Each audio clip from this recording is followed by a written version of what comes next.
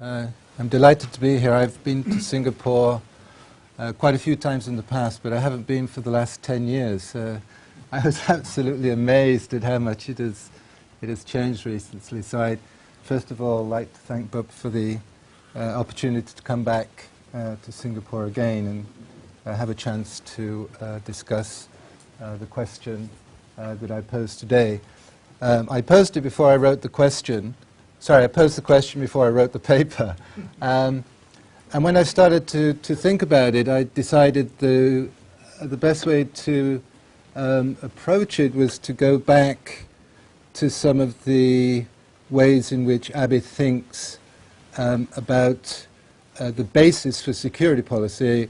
And so after working since I was invited until a couple of days before I came, I'm going to approach it by, first of all, looking at the way Abe views the state. Because I think the way he views the state relates very much to the way he's viewing security policy, and by looking at the state that helps us to answer this basic question about militarism or not.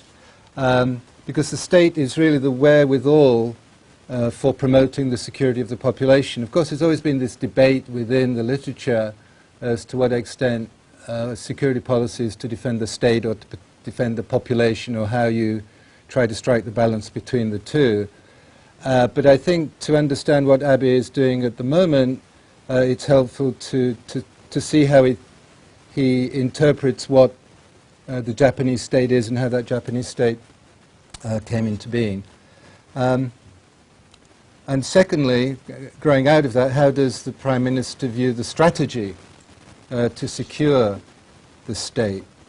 And I was a little bit surprised, going back over his speeches in the Diet, which is the basis of what I've been looking at, secondary literature, and looking at his speeches in the Diet. I was quite surprised compared with other Prime Minister. He does have a very, very strong sense of deterrence. And that's, of course, if we think about other states, that's not so surprising. But in the Japanese context, it's quite surprising that deterrence as a central concept for security is so heavily emphasized in what he talks about. So I'd like to just say a little bit about Abe's view of extended deterrence. And I think it's his view of the state and his identity of what I would call a kind of deterrence hawk helps to explain the security policy that Abe has developed. So what I'd like to do is just spend a couple of minutes at the beginning to discuss how Abe has been regarded in the literature so far. Won't say too much on that, and then go on to look at these two questions, and then to go more into the actual policy on the question of the Constitution, Okinawa, and to see to what extent that is manifesting itself. So I suppose the first thing that one comes across in the literature is the idea that Prime Minister Abe is a bit of a chameleon. There's different views of him, but it mainly centers on this idea that he's a nationalist ideologue. And the evidence for this is his visits to Yasukuni Shrine, the Shinto shrine in Tokyo, the idea of him trying to revise the interpretation of the Asia-Pacific War, his reluctance to accept that Japan was aggressor in the war, the problems that he's had particularly with South Korea, but to a certain extent with China, over the so-called comfort limit, and overall what is known in Japan as this kind of masochistic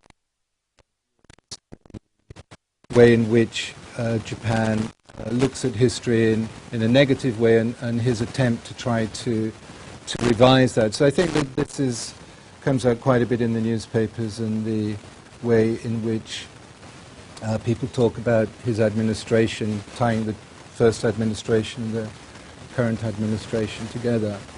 And then from that, there's usually two ways to proceed. The first is to argue that what we're seeing under Prime Minister Abe is given that view, is simply incremental change. That when policy is implemented, he's simply gradually nudging Japan along from the post-war view of Japan as a pacifist state or a peace state, and gradually trying to challenge this view, and challenging it both domestically and internationally. So the fact that there are suspected A-class war criminals and A-class war criminals in Yasukuni Shrine, or to reject that the Japanese state was involved in the recruitment of comfort women, or his reluctance to accept the international view of Japan.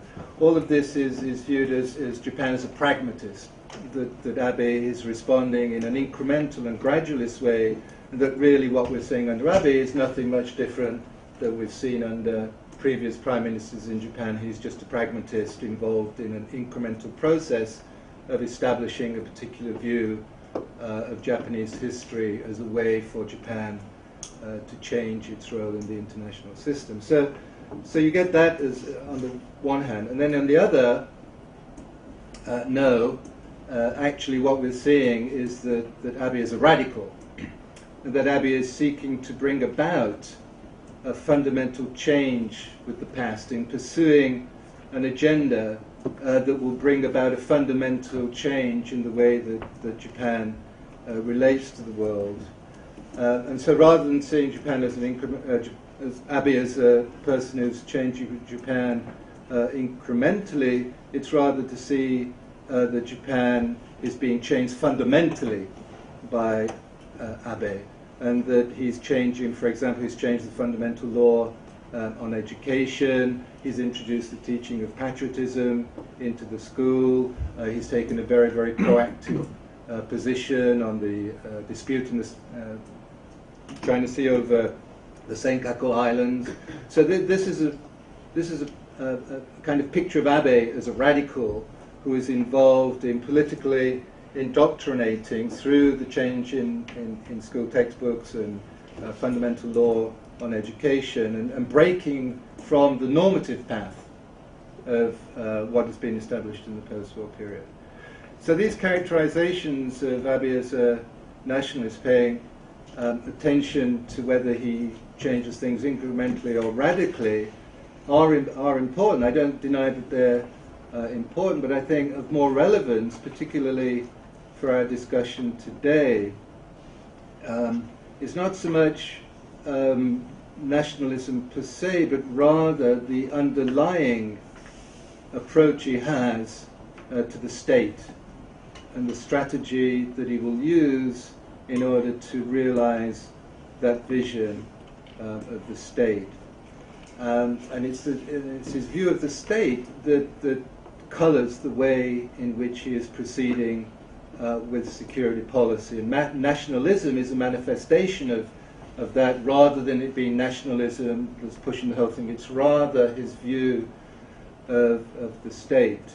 And so what I'd like to do is to just say a little bit about how he views the state and why I think he views it in that way, and then go on to this idea of extended deterrence.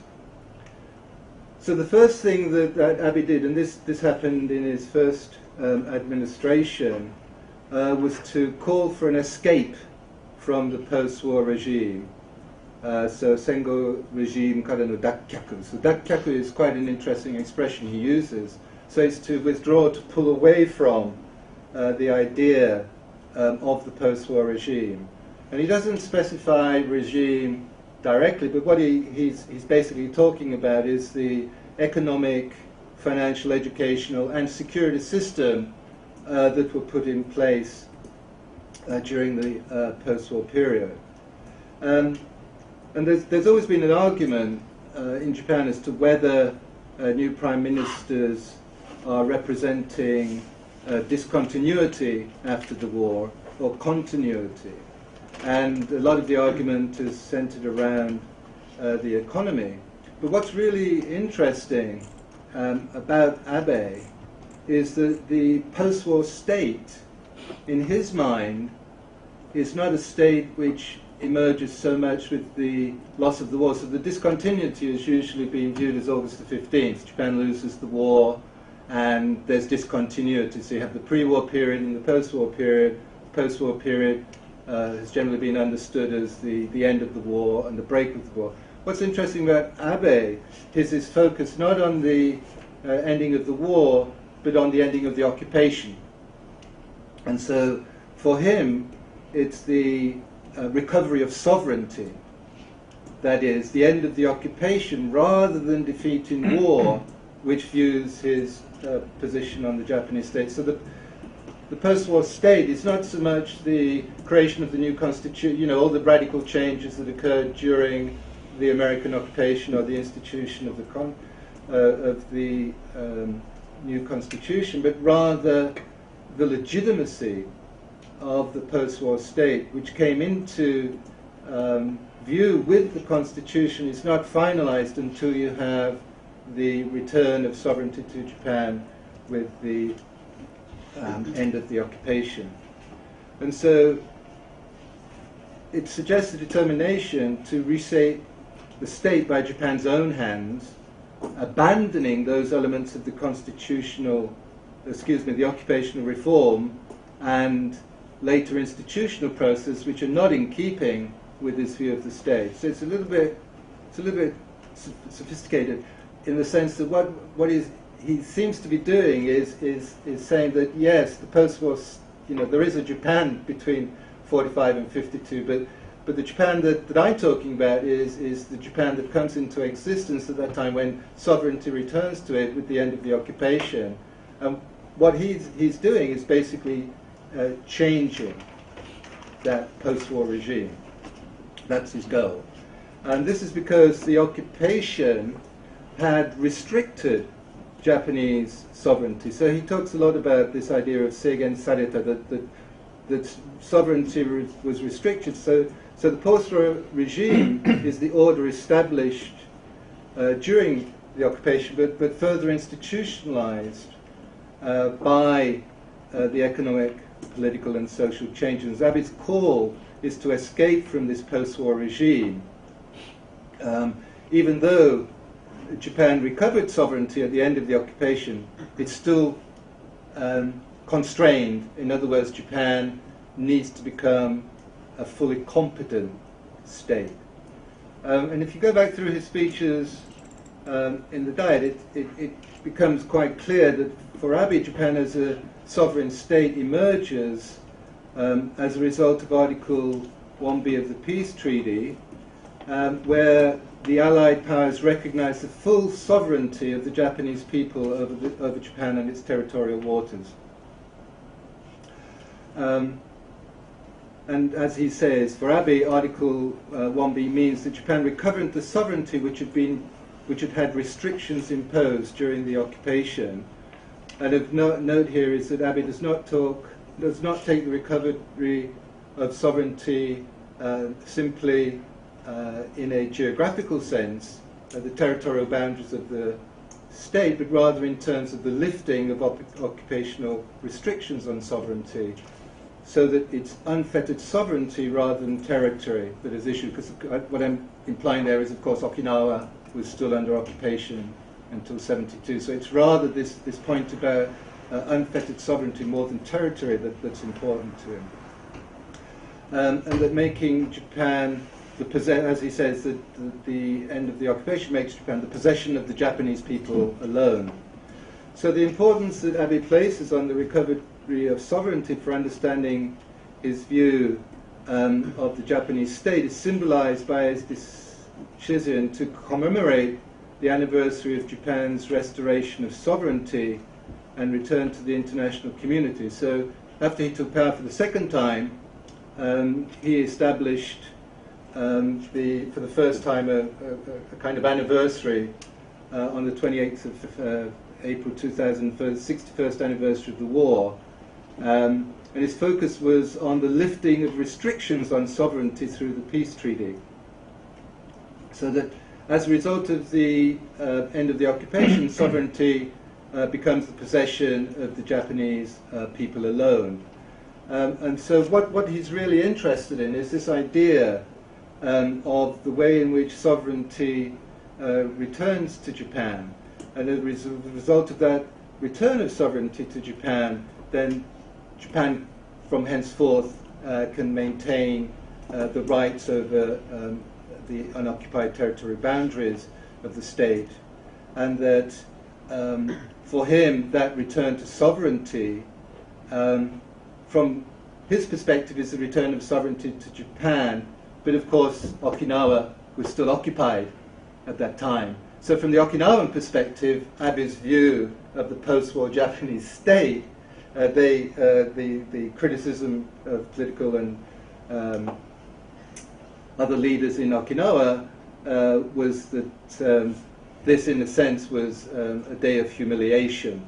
So you have these two contested views of post-war Japan, with Abe focusing on the return of sovereignty to Japan, but of course, from the Okinawan point of view, that excludes the Okinawan islands. So that's the first point, to say a little bit about his view. And secondly,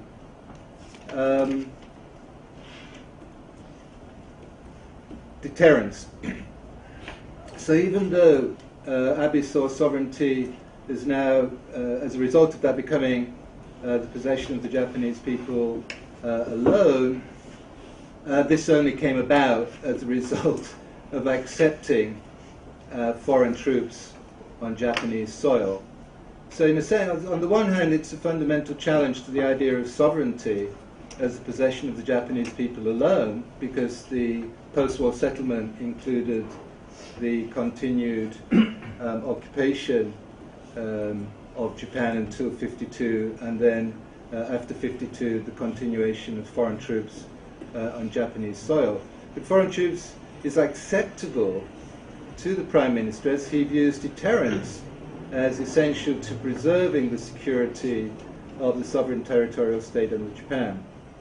So, for him, the idea of the extended nuclear deterrence, as well as conventional deterrence, is acceptable, even though, from a what one might call a conservative point of view, this meant the continued occupation of Okinawa until 72. So there's this sort of view of the world which accepts the centrality of deterrence, but as a price for that Okinawa was separated from Japan. And from the perspective of many people in Japan, they continued to host American troops in Okinawa. So the Japanese government has, with various degrees of enthusiasm, tried to challenge the idea of US extended nuclear deterrence, but that if there is a cost, the cost associated with extended nuclear deterrence has been overwhelmingly borne by Okinawa. So from that point of view, Japan's long-term commitment to extended nuclear deterrence does not necessarily mean that the common danger which is referred to in Article 5 of the treaty. So if you look at Article 5, it talks about the way in which each party recognizes that an armed attack on Japan will be responded to, and that the United States will act to meet the common danger. And so this idea of meeting the common danger, and the way in which the US administration to this day maintains bases in Japan, has created this sort of issue between outlying islands such as Okinawa and mainland Japan, and the question of sovereignty that brings to the fore, and the credibility of US extended nuclear deterrence in Japan. So from that point of view, if we go to the most recent US nuclear posture review, and look at the declaratory policy of the United States, we can see that the way in which the Obama administration has been viewing the role of nuclear weapons has declined. But as far as Japan is concerned, it's the way in which the the experience of Hiroshima and Nagasaki has led to a growing dissonance between the two. So when Obama went to Hiroshima and was in favor of gradually reducing U.S. nuclear forces, the concern in Japan has been the extent to which Japan will still be covered by the U.S. Nuclear umbrella, and so the possible introduction of a no first use policy before Obama ends his term has led to fears in Japan that this would lead to an erosion of the U.S. commitment to U.S. Nuclear deterrence in Japan. So from that point of view, we can see a change in the way that Japan is now viewing the nuclear issue. So for example, in the Diet, Abe talked about deterrence is strengthened by being able to respond to all contingencies based on legal provisions. In other words, as far as he is concerned, the idea is to prepare for the worst and deepen cooperation.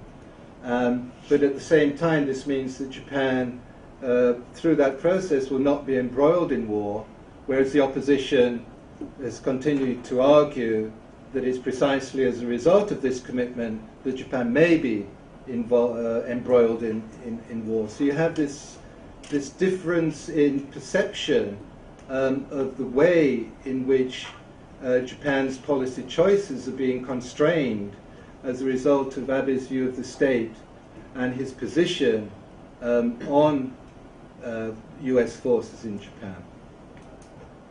So, with that as the background then, the question is to what extent we are seeing the revival of militarism in Japan.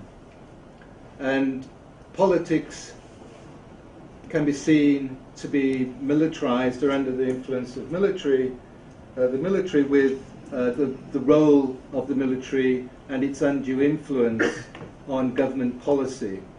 And so from that point of view, we've seen under Abe a strengthening in office of the institutional framework of the state and some of the indices for militarization or an increased role for the military. So for example, under Abe we've had an increase in spending on the military. The percentage of GDP has increased under his administration, particularly under the second. But most importantly, I suppose, one of the core elements of militarization is to view military solutions to human problems and a greater tendency to view the use of military force to try to realize Japan's national interests.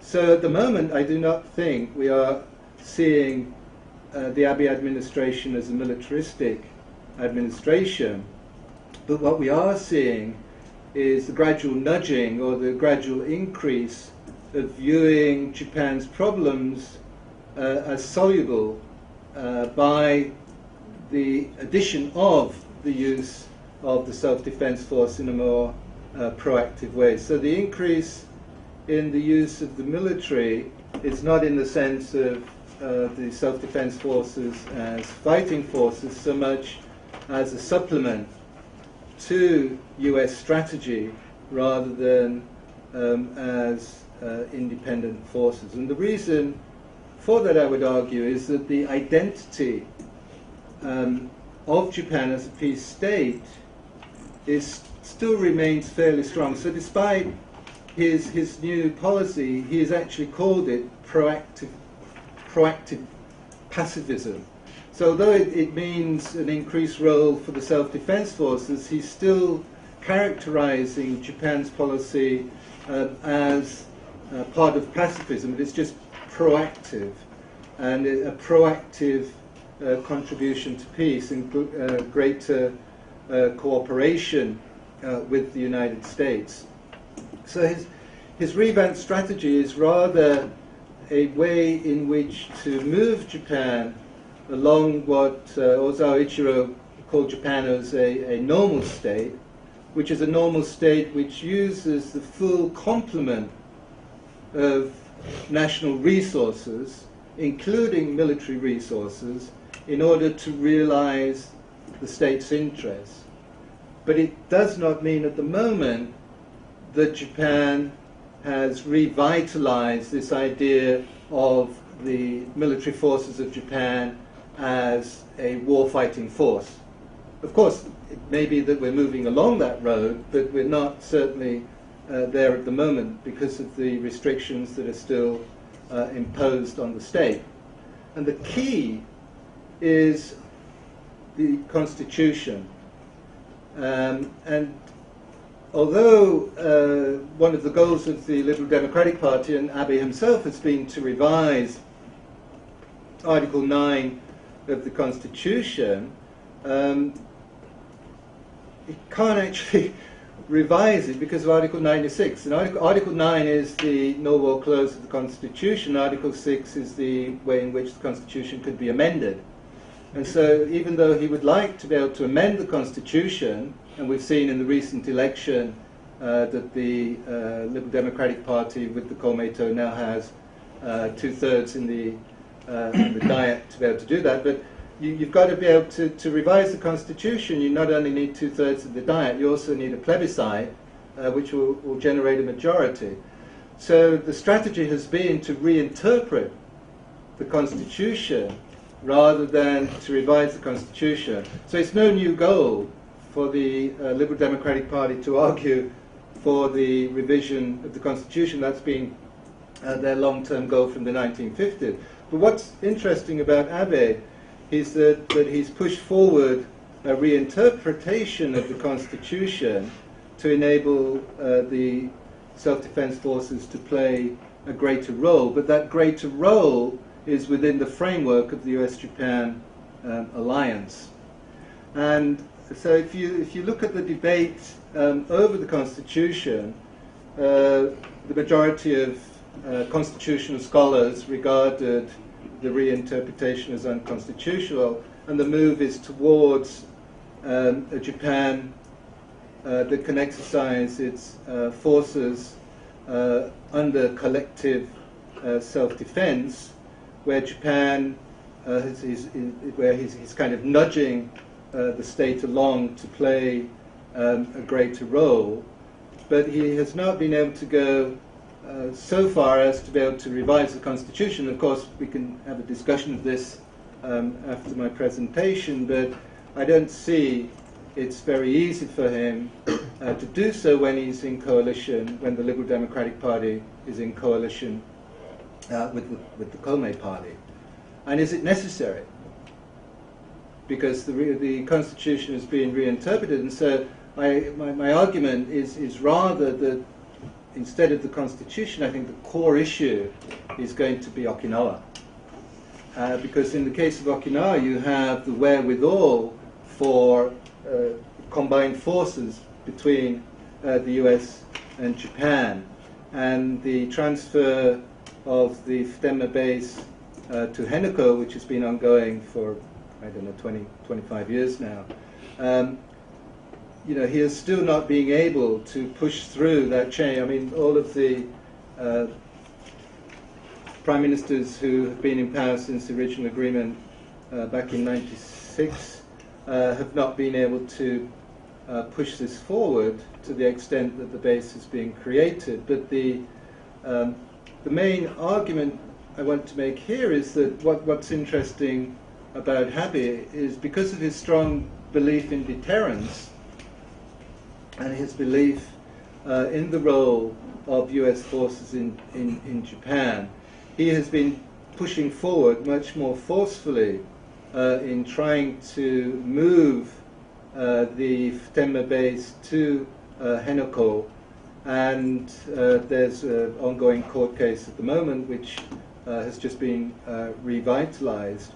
And this has gone hand in hand with the deployment of forces, self-defense forces, in the Yaeyama Islands, just around where the issue is being debated. So you've got the issue of the transfer of the Futenma base to Henoko, and then you've got the deployment of ground self-defense force and radar stations in the Yaeyama Islands. So from the perspective of the political forces in Okinawa that are opposed to the position that the Abe government is taking, they don't accept his logic of deterrence, that the marine forces in Okinawa are essential for the security of Japan, and rather the argument has revolved around the question of the equal or more equitable distribution of US forces in Japan. So Okinawa's, for me, it's a key, because you see the way in which new logics of security emerge in Japan. And under Governor Ota, he tried to move the debate. So the discourse on American forces in security moved after the end of the Cold War. During the Cold War, the argument was one of entanglement, that Japan would be entangled in war or embroiled in war as a result of US forces being deployed in Okinawa. With the end of the Cold War and the decline of the Socialist Party in Japan, you've had a change of the discourse, and it's gone through two transitions. And I think this is important for understanding the way in which the Japanese national population is prepared to accept the unequal distribution of the burden in Japan as the cost for the security treaty, precisely because that burden falls unequally on Okinawa. And so the first argument under Ota was that the problem with the US-Japan security treaty, because you had a majority in Okinawa and a majority on the mainland agreeing with the US-Japan security treaty, so you can't win the argument by arguing against the US-Japan security treaty, as the Socialist Party did during the Cold War. Ota changed the debate and said, okay, if we accept the US-Japan security treaty, the trade-off should be a more equitable distribution of US bases in Japan. And the reason that they want that is that there are costs associated with the US forces in Japan, such as misbehavior of troops and pollution, all kinds of issues which we can go on to. So that was what Ota did in the 1990s. What's really interesting, what's happening now under Onaga, is he's moved it to democracy. So the first argument was US-Japan security treaty. People accept it. Socialist Party doesn't. Let's struggle against the US-Japan security treaty. That argument was the main argument throughout the Cold War. After the end of the Cold War, the Socialist Party loses its seats, doesn't have any strength as it did before. Ota then moves it to the idea of equity. Yes, okay, if the people accept the US-Japan security, let's share the burden amongst all those who are benefiting from what could be described as a public good for those who support the security treaty. And now under Onaga, he's arguing for democracy. If Japan is a democracy, then the bases should be shared more equitably amongst the different prefectures in Japan. As you can imagine, that doesn't go down very well with other prefectures, because bases in Japan are an election loser, not an election winner. If you are the governor that agrees to have US bases in Japan, you can expect to lose the next election. So that idea of the way in which militarization per se could be agreed to be taking place in Japan meets fundamental resistance everywhere. So to move towards the conclusion, yes, it's certainly true that the policies that the government of Abe is pushing through are increasingly legitimizing military answers to human questions, but there is still a deep-seated resistance on the popular level to using military force to solve human problems. So yes, there will be support for Japanese forces in UN peacekeeping operations, Japan for US forces in logistical support for US forces, but it's still difficult for an administration to gain widespread support for the use of military forces in that way.